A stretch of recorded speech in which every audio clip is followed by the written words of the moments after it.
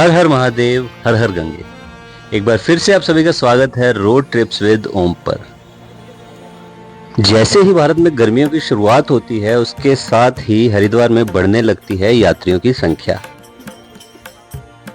आप में से कई लोग हरिद्वार कई बार गए होंगे, लेकिन फिर भी कुछ स्थान, कुछ मंदिर ऐसे हैं जो आपने अभी तक नहीं देखे। आज के इस व्लॉग में आप मेरे साथ दर्शन करेंगे ऐसे ही कुछ प्रसिद्ध मंदिरों के। तो चलिए करते हैं हरिद्वार यात्रा। हरिद्वार पहुंचने का सबसे सस्ता और आरामदायक साधन भारतीय रेल है, क्योंकि भारत के विभिन्न राज्यों से हरिद्वार के लिए रेलवे की सुविधा उपलब्ध है और हरिद्वार रेलवे स्टेशन से बाहर आते ही आपको ऑटो और टैक्सी की सुविधा मिल जाती है। हरिद्वार रेलवे स्टेशन के बिल्कुल सामने है हरिद्वार का बस स्टैंड और भारत के विभिन्न राज्यों से हरिद्वार के लिए डायरेक्ट बसेस मिल जाती हैं और आगे आप उत्तराखंड की या चार धाम की यात्रा के लिए भी यहीं से बस ले सकते हैं। हरिद्वार यात्रा में सबसे पहले दर्शन करते हैं हरिद्वार के एक प्राचीन मंदिर श्री दक्षेश्वर महादेव मंदिर कनखल के। यह मंदिर भगवान महादेव और माता सती को समर्पित है और शिव भक्तों में यह स्थान काफी पूजनीय है।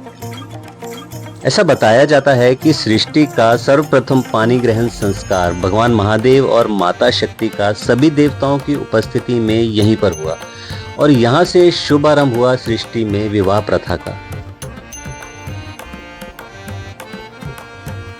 श्री दक्षेश्वर महादेव मंदिर में दो हवन कुंड हैं, एक जिसमें भगवान शिव और माता सती का विवाह हुआ और दूसरा राजा दक्ष का हवन कुंड जिसमें भगवान शिव का अपमान होने पर माता सती कूद गई थी। यह दुनिया का सबसे प्राचीन तीर्थ कनखल है। इसी परिसर में है श्री ब्रह्मेश्वर महादेव जी का मंदिर और साथ में है इच्छा पूर्ति हनुमान जी का मंदिर। कनखल हरिद्वार शहर से लगभग 4 या 5 किलोमीटर की दूरी पर स्थित है और आप ऑटो या ई रिक्शा के द्वारा आसानी से यहाँ पर पहुँच सकते हैं। और इसी मंदिर के साथ ही बहती है माँ गंगा की पवित्र धारा। ऐसा माना जाता है कि कनखल में स्नान करने से आपकी मुक्ति हो जाती है। गर्मियों में गंगा जी की धारा में स्नान करते हुए दोपहर का समय बिताने के लिए बहुत ही अच्छा स्थान है और यहाँ आने वाले तीर्थ यात्रियों में काफी लोकप्रिय है। कनखल में और भी कई प्राचीन आश्रम हैं, मंदिर हैं जिनके आप दर्शन कर सकते हैं। चलिए अब चलते हैं हरिद्वार में स्थित शांति कुंज की ओर। गायत्री तीर्थ शांति कुंज परम तपस्वी पंडित श्रीराम शर्मा आचार्य एवं माता भगवती देवी शर्मा की तपोभूमि है। गर्मियों में यहाँ सुबह 4 बजे के करीब आरती होती है और 5:15 बजे के करीब आप यहाँ पर होने वाले यज्ञ संस्कार में भी भाग ले सकते हैं। यहाँ आकर मन को बहुत ही शांति मिलती है। मैं अपनी हरिद्वार यात्रा के दौरान शांति कुंज अवश्य जाता हूँ। शांति कुंज की स्थापना 1971 में हुई थी।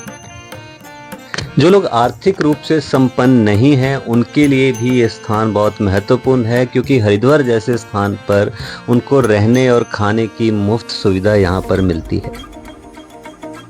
शांति कुंज में दिन की शुरुआत सुबह 3:30 बजे प्रार्थना के साथ होती है और इसके बाद यहाँ पर गायत्री मंत्र जप, अनुष्ठान, यज्ञ संस्कार और यहाँ पर चलने वाले प्रशिक्षण शिविर इस स्थान को ऊर्जावान बनाते हैं और यहाँ पर रहने वाले साधक इन सब में भाग लेते हैं। यहाँ की कैंटीन में आपको कम दामों में साफ सुथरा और शुद्ध खाना और मिठाइयाँ भी मिलती हैं। शांति कुंज में हिंदू धर्म से जुड़े सभी संस्कार निःशुल्क कराए जाते हैं।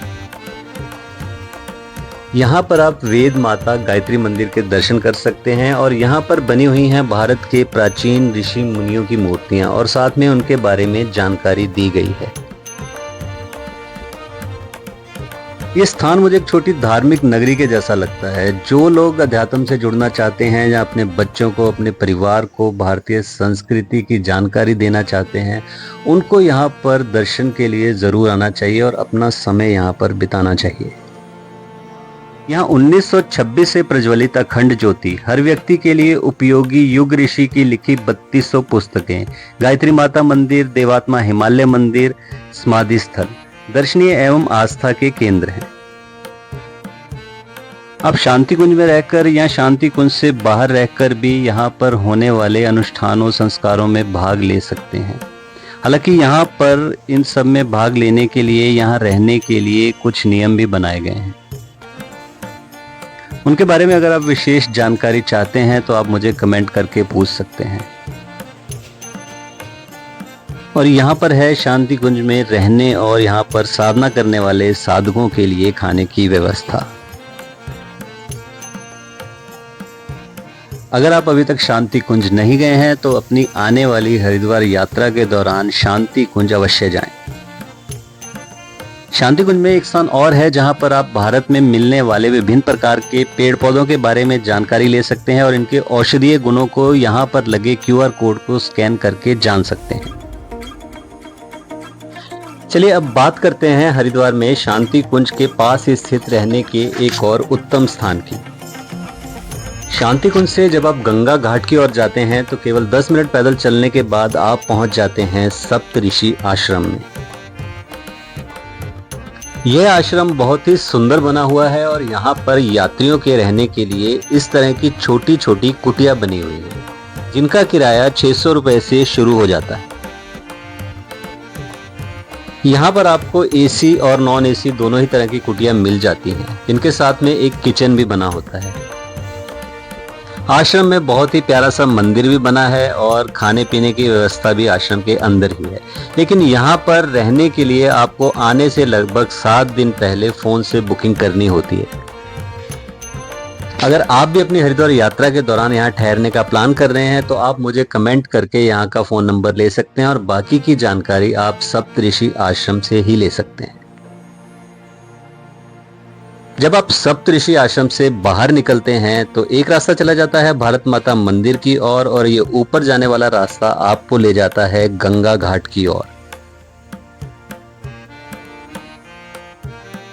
भारत माता मंदिर की ओर जाने वाले रास्ते पर आप दर्शन कर सकते हैं कई मंदिरों के और यहाँ पर बने हुए हैं कई छोटे बड़े आश्रम जहाँ पर आप 300-400 रुपए में एक साधारण रूम लेकर भी रह सकते हैं। चलिए हम बात करते हैं इस रास्ते पर पड़ने वाले प्राकृतिक गंगा घाट की। यह है गंगा जी की मुख्य धारा जो आगे चलकर हर की पौड़ी पर भी जाती है और चंडी घाट पर भी जाती है। यहाँ पर गंगा जी की धारा 7 धाराओं में बटी हुई है, इसके कारण इसे सप्त धारा भी कहा जाता है। इस रास्ते पर गंगा जी के किनारे कई छोटे छोटे घाट बने हुए हैं और कुछ घाटों पर पार्किंग आदि की भी बड़ी अच्छी व्यवस्था है। तो अगर आप हर की पौड़ी पर होने वाली भीड़ भाड़ से बचकर गंगा स्नान करना चाहते हैं तो आप इन घाटों पर आकर भी स्नान कर सकते हैं। इन घाटों के साथ साथ रहने की हर प्रकार की व्यवस्था आपको मिल जाती है जहां पर AC नॉन AC हर तरह के रूम्स आपको मिल जाते हैं। इन घाटों पर स्नान करते हुए बस आप इस बात का ध्यान रखें कि आप नदी के ज़्यादा अंदर मत जाएं क्योंकि यहाँ पर प्रवाह भी बहुत ज़्यादा होता है और कुछ स्थानों पर नदी की गहराई भी काफ़ी ज़्यादा है, तो सिर्फ आप घाट के पास रहकर ही स्नान करें। हर की पौड़ी मुख्य बाजार से होते हुए अब आप पहुँच जाते हैं Mansa Devi ropeway ticket counter पर। यहाँ से आप मनसा देवी रोपवे और चंडी देवी रोपवे का कंबाइंड टिकट ट्रांसपोर्ट की सुविधा के साथ भी ले सकते हैं। रेट लिस्ट यहाँ पर दिए गए हैं। रोपवे का टिकट लेने के बाद भी आपको जाने के लिए 1.5 से 2 घंटे की वेटिंग करनी पड़ती है। चलिए अब देखते हैं मनसा देवी मंदिर पैदल मार्ग को। हर की पौड़ी मुख्य बाजार से ये सीढ़ियों वाला रास्ता मनसा देवी मंदिर की ओर जाता है। पूरे ही रास्ते पर सीढ़ियां हैं जिसकी वजह से रास्ता थोड़ा कठिन लगता है। इसको करने में आपको 1 घंटे का समय लग सकता है।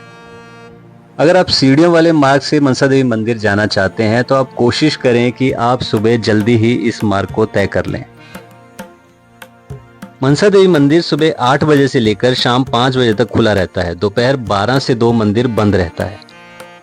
मां मनसा देवी को मन की इच्छा पूर्ण करने वाली देवी के रूप में माना जाता है। मां के भक्त अपनी इच्छा पूर्ण कराने के लिए यहाँ आते हैं और पेड़ की शाखा पर एक पवित्र धागा बांधते हैं। जब उनकी इच्छा पूरी हो जाती है तो दोबारा आकर पेड़ के उस शाखा से धागे को खोलते हैं। मनसा देवी मंदिर में दर्शन करने के बाद एक और रास्ता है जो जाता है मनसा देवी रोपवे काउंटर की ओर। ये पैदल रास्ता है और इस रास्ते पर सीढ़ियां नहीं हैं।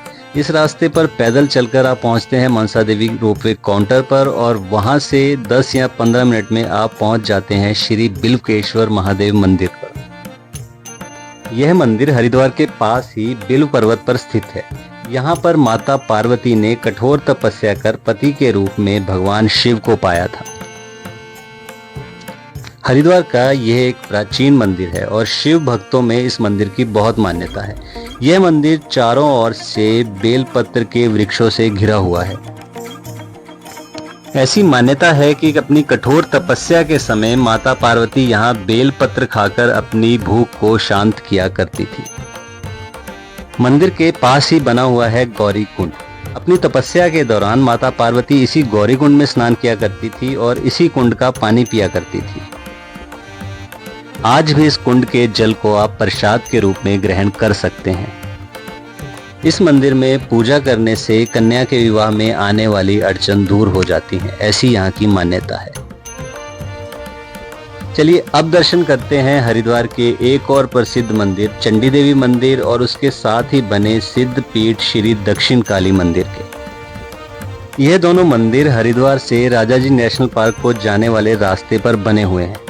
हरिद्वार का दक्षिण काली मंदिर सिद्धपीठ है और मान्यता है कि मां काली के आदेश पर 108 नरमुंडों के ऊपर इस मंदिर को बनाया गया है। इस मंदिर को भगवान शिव के विषपान से भी जोड़ा जाता है। मंदिर में एक और मां काली का मंदिर है और दूसरी ओर भगवान शिव का शिवलिंग है। चलिए अब दर्शन करते हैं हरिद्वार के प्राचीन चंडी देवी मंदिर के।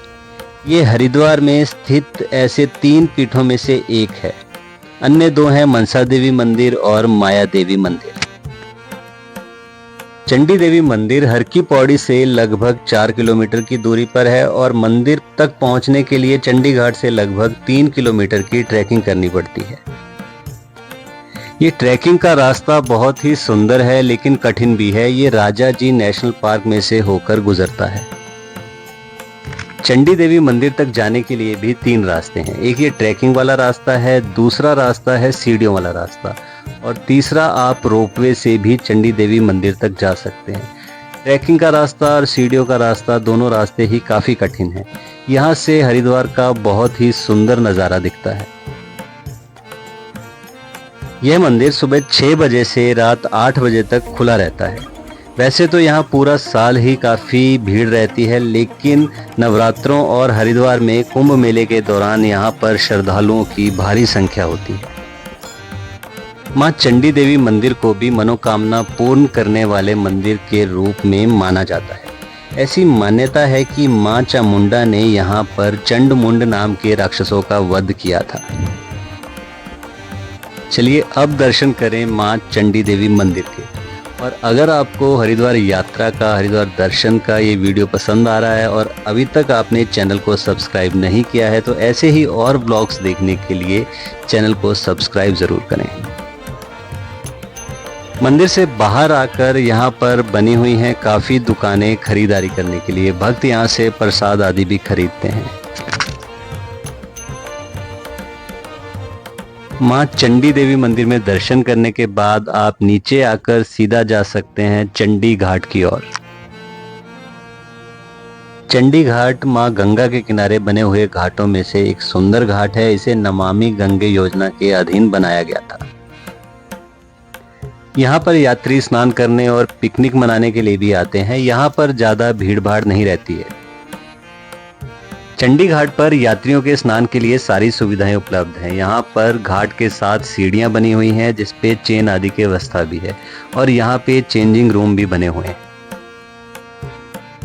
चलिए अब दर्शन करते हैं हरिद्वार के एक और मुख्य आकर्षण हर की पौड़ी पर होने वाली गंगा जी की संध्या आरती के।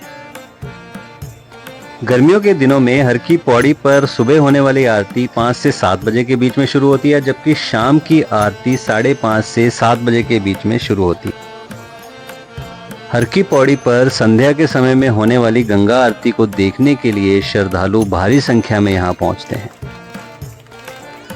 यहाँ पर बैठने की सही जगह पाने के लिए आपको शाम को 4:30 बजे के आसपास यहाँ पहुँचना होता है। गंगा जी की आरती 15 से 20 मिनट के लिए होती है। बाकी समय पर यहाँ पर बैठकर सुंदर भजन कीर्तन का गुणगान किया जाता है। यहाँ का नज़ारा काफ़ी सुंदर लगता है।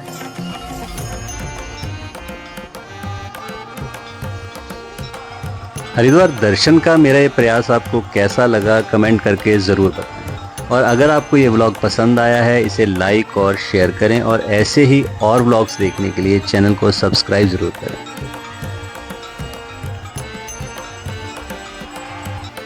जल्दी ही मिलते हैं नए व्लॉग के साथ। तब तक के लिए अपना ख्याल रखें। धन्यवाद।